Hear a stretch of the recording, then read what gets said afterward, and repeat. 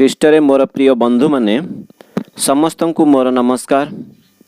ଆଜିର କ୍ଷୁଦ୍ର ଚିନ୍ତାରେ ଆମେ ଦେଖିବା ଶୀର୍ଷକ ଅପାରଗ ପିତା।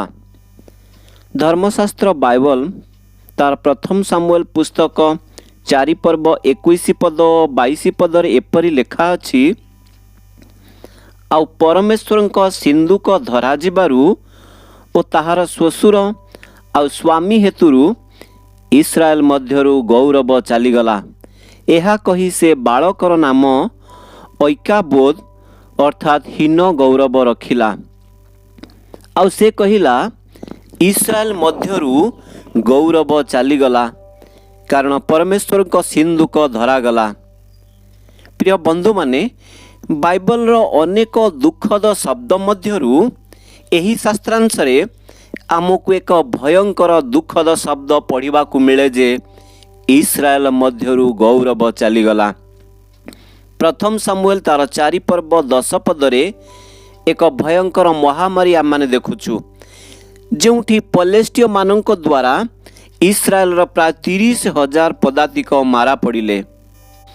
ସେହି ସମୟରେ ଇସ୍ରାଏଲ ପରି ଏକ କ୍ଷୁଦ୍ର ଗୋଷ୍ଠୀ ମଧ୍ୟରୁ 30,000 ଏକା ସାଙ୍ଗରେ ମାରା ପଡ଼ିବା ବର୍ତ୍ତମାନର କରୋନା ମୃତ୍ୟୁହାରଠାରୁ କିଛି କମ୍ ନଥିଲା। ଯେତେବେଳେ ଇସ୍ରାଏଲ ମଧ୍ୟରୁ ଈଶ୍ୱରଙ୍କ ଉପସ୍ଥିତି ଚାଲିଗଲା, ସେତେବେଳେ ପଲେଷ୍ଟୀୟମାନେ ଏପରି ନରସଂହାର କରିବାକୁ ସମର୍ଥ ହେଲେ। ଆଉ ଏଲି ଯାଜକଙ୍କର ପୁତ୍ରବଧୂ ପିନହସର ଭାର୍ଯ୍ୟା ସ୍ୱୟଂ 21 ପଦରେ ମନ୍ତବ୍ୟ ଦେଲେ, ମୋହର ଶ୍ୱଶୁର ଓ ସ୍ୱାମୀ ହେତୁରୁ ଇସ୍ରାଏଲ ମଧ୍ୟରୁ ଗୌରବ ଚାଲିଗଲା। ଏହି ସେହି ଶ୍ୱଶୁର ଏଲି ଯାଜକ ହଫ୍ନି ଓ ପିନହସର ପିତା ଅଟନ୍ତି, ଯାହାକୁ ଆଜି ମୁଁ ଆପଣଙ୍କ ସମ୍ମୁଖରେ ଏକ ଅପାରଗ ପିତା ଭାବରେ ଚିତ୍ରଣ କରିଛି। କେହି କେହି ବାଇବଲର ବିଶାରଦମାନେ କୁହନ୍ତି, ହୁଏତ ଏହି ନରସଂହାରକୁ ରୋକାଯାଇ ପାରିଥାନ୍ତା, କିନ୍ତୁ ଏହି ବିଫଳ ଅପାରଗ ପିତା ଏଲିଙ୍କ ସକାଶୁ ଏପରି ଏକ ଭୟଙ୍କର ନରସଂହାର ଇସ୍ରାଏଲ ମଧ୍ୟକୁ ଧସେଇ ପଶି ଆସିଲା। ପ୍ରିୟ ବନ୍ଧୁମାନେ, ଏଲି ହୁଏତ ଏକ ଉତ୍ତମ ଯାଜକ ଥିଲେ, କିନ୍ତୁ ସେ ଏକ ଉତ୍ତମ ପିତା ନଥିଲେ। ସେ ଜଣେ ଦାୟିତ୍ୱହୀନ ଓ ଅପାରଗ ପିତା ଥିଲେ।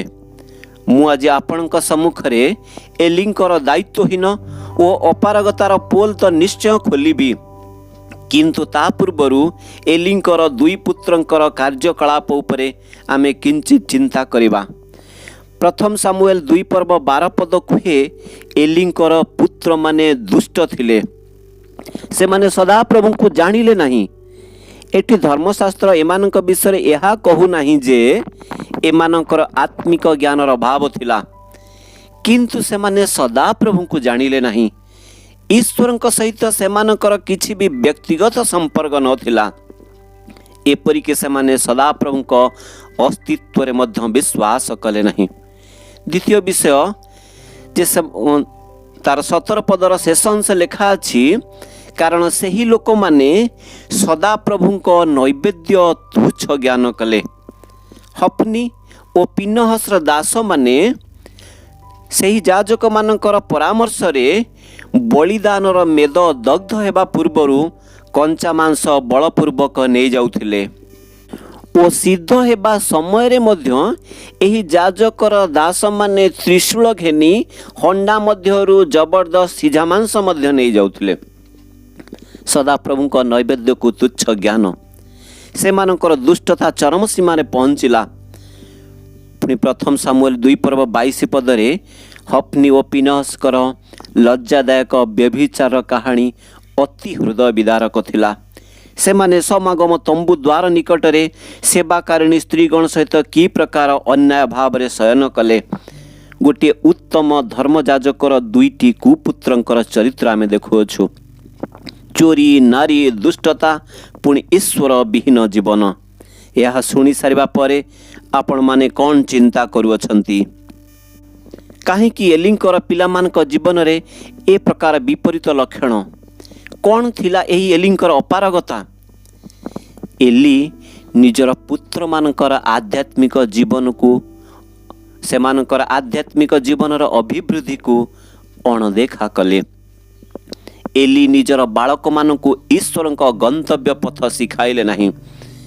एली निजर पिला मानकु गेल्हा करी सेमानकर अभद्र व्यवहार को सह्य कले। सेमानकु अनुजोग कले नहीं, सेमानकर पाप को ढांकिले। द्वितीय विवरण तार 4 पर्व 8 और 9 पदरे मूसा इस्राएल लोक मान को कहिले, मु आज तुम्भ मानक साक्षात जो सबू व्यवस्था देउछि तुम्हें अपना पुत्र और पौत्र मान को ताहा शिखाइब। किंतु याजक एली अपना पुत्र मान को यही व्यवस्था शिखाइबार विफल हेले। द्वितीय विवरण तार 11 पर्व 19 पद कुहे, आ तुम्हें अपना गृह रे बसिबा बेले, तुम्हें पथरे चलवा बेले, तुम्हें शोइबा बेले ओ उठिबा बेले यही सबु विषय रे कथबार्ता करी अपना संतान गण को शिक्षा देव। जदि एली व्यवस्था अपना पुत्र मान को शिक्षा दे थांते तेबे सही दुई पुत्र पापधम होई न थांते, से माने अव्यवस्था शिखी न थांते। केवल जे एली शिखाइबार विफल हेले ताहा नुहे, से मानकु शासन करिबार मध्य विफल हेले। हितोपदेश 22 पर्व 15 पदरे लेखा अछि, पिलार मनरे अज्ञानता बंद थाए, पुणी शासन बाड़ी ताहा बाहर करी ताहा ठारू दूर करी दिए। हप्नी और पिनहसंकर अनैतिकता, व्यभिचार, दुष्टामी प्रमाणित करे जे एली सेमानकु बाड़ी मारिबाकु अवहेला कले। जेतेबेले सेमानकर दुष्टता आरंभ होला, जदि कठोर शास्ति सेमानकु दिया जाई थांता तेबे सेमाने निजर पाप आ व्यभिचार शेष सीमारे पहुँची पारि न थांते। हितोपदेश 22 पर्व 6 पद कुहे, बालकर गंतव्य पथरे ताहाकु शिक्षित कराओ, तेणु से वृद्ध हेले हैं तहिरु विमुख हेब नाही। एली जदि सेमानक बालक समय रे सेमानकु शिक्षित कराई थांते, सेमाने वृद्धावस्था मध्य एपरि नखरामी करि न थांते। सेमानकु से आरंभरु असजड़ा कले। लेविय पुस्तक 20 पर्व 10 पद कुहे, जे केही परर भार्या सहित व्यभिचार करे, जे आपणा प्रतिवासीर भार्या सहित व्यभिचार करे, सेही व्यभिचारी ओ व्यभिचारिणी दुहे नितांत हत हेबे। एली एक उत्तम याजक थिले, तार पुत्र माने व्यभिचारी थिले। एली निजर पुत्र मानकु लोकलोचन को आनी प्रस्तर रे हत कराई मारिबार चित्र आमे बाइबल रे देखु ना। तेणु यह प्रमाणित करुअछि से निजर पुत्र मानकर पाप ढांकी थिले। से मानको शिक्षित कले नहीं, से मानको शासन कले नहीं, आउ से मानकर पाप लुचाइले। जणे अधम अपारग पिता सकाशु इस्राएलर गौरव चलीगला।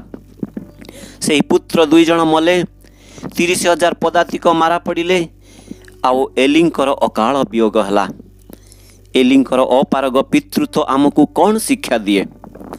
चर्च परिसर जन्म नहीं पुत्र भविष्य जे पालक हेब ताहार किछि प्रमाण नहीं। मु जणे उत्तम ख्रीस्टियान हेबा द्वारा, मंडलीर पद पदवी सेवारे रहिबा द्वारा मोहर पिला माने जे धार्मिक होई जिबे बा स्वर्ग को चली जिबे ताहा नुहे। आजिर पितृमातृकूल समाज एलिंकर जीवनरु अपारगता देखि सुधुरी जीवा आवश्यक, जेपरि सही दुखद घटनार पुनरावृत्ति न हुए। एलिंक परि नकारात्मक चिंताधारा आमको मध्य कुहे, पिला माने छोट अछंती, बड़ हेले आपे सुधुरी जीवनी ना। बंधु, आज बापा पकेटरू 10 टंका चोराउथिबा बालक धीरे धीरे बड़ हेले चोरी शिखिब। केवल 10 आज्ञा शिखाई देई नीरवरे बसीगले हेब नहीं। चोरी करी पिला माने धरा पड़िले आमे सेमानकु अनुजोग और शासन करिबा दरकार, जेपरि सेमाने आगो को आउ थरे एही भूल काम करिबाकु 2 थर चिंता करिवे। अनेक समय रे आम पिता मातांकर एही भूल चिंताधारा थाए, मो पुओ झियो संडे स्कूल जाउछंती, सी जाउछंती, बाइबल स्टडी जाउछंती, चर्च प्रोग्राम ओ कयर ग्रुप रे एक्टिव अछंती। हाँ बंधु, एपरि एक्टिव रहिबा सत्य आउ ताहा ठीक अटे, किंतु से माने चर्च एक्टिविटीज रे एक्टिव रहिबा सहित अनेक समय एही वास्तविक चित्र सामना को आसीछि। से माने निजर मंद सांग साथी मानक सहित अनैतिक अश्लील कार्य रे मध्य एक्टिव अछंती। सेमाने इंटरनेट रो भूल साइट रे एक्टिव अछंती, सेमाने राति रे निशा द्रव्य सेवन करी घर को फेरंती, मादक द्रव्य और धूमपान रे मध्य सेमाने एक्टिव अछंती, बार ओ पार्क रे अन्य विश्वासर पुओ झियो मानक सहित सेमाने एक्टिव अछंती, आउ केते जण बाहर लिविंग टुगेदर रे मध्य एक्टिव अछंती, आउ केते जण स्त्री बा स्वामी रो परिचय देई मध्य अन्य विश्वासर पुओ झियो मानक घरे रखि अछंती। आपण मानकर मन रे हुए तो यही प्रश्न उंकी मारुछि, मु तो सेमानकु ईश्वर को प्रेम करबा पई चाप प्रयोग करि परिबि नहीं। हाँ बंधु मान यह सत्य, आम्बे सेमाने ईश्वर को प्रेम करबा निमंते चाप प्रयोग करि परिबा नहीं, किंतु मूसा आमको से प्रकार कहि नांती। मूसा जे प्रकार ईसा लोक मानकु कहिले आमे पिता माता भाबरे सेमानकु सिखाइबा, जेतेबेले आमे आमो पटर कार्य विश्वस्त भाबरे करू, पवित्र आत्मा ईश्वर तांकर कार्य विश्वस्त भाबरे करंती। आमे केवल शिक्षित और शासन करबा पई कहा जाय अछि। केते समय आमे हमर पिला मानकु घरे बसाई ईश्वर को वाक्य शिक्षा देउछु, आमे सेमानक पाप को अनुजो करी शासन करूछु ना सेमानकर पाप को लुचाउछु।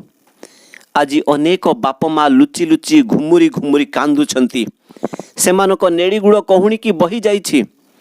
सेमाने केवल पिला मानकर भल शिक्षा, स्वास्थ्य, जॉब, सुंदर बहु बा ज्वाई निमंते प्रार्थना अनुरोध कले।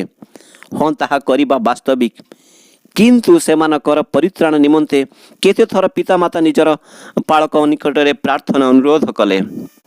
एक परित्राण प्राप्त पिता माता निजर पुत्र बा कन्यार परित्राण निमंते चिंता और प्रार्थना करे।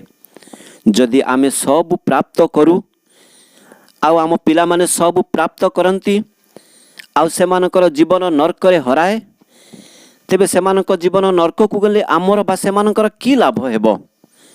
तेणु हितोपदेश 22 पर्व 6 पद आमको यही प्रतिज्ञा दिए, बालकर गंतव्य पथरे ताहाको शिक्षित कराओ, तेणु से वृद्ध हेले हे तहिरु विमुख हेब नाही।